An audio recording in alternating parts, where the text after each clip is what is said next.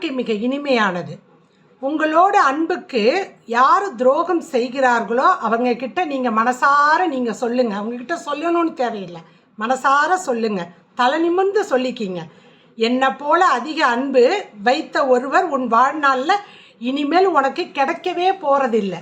உனக்கு கிடைக்கக்கூடியவர்கள் எல்லோரும் உனக்கு துரோகம் செய்வார்கள் அப்படின்னு மனசார தலை நிமிர்ந்து சொல்லுங்கள். இந்த பிரபஞ்சம் அதற்கு வழிவிடும். துரோகம் அதுக்கு 6 வகை குணங்கள் இருக்குது.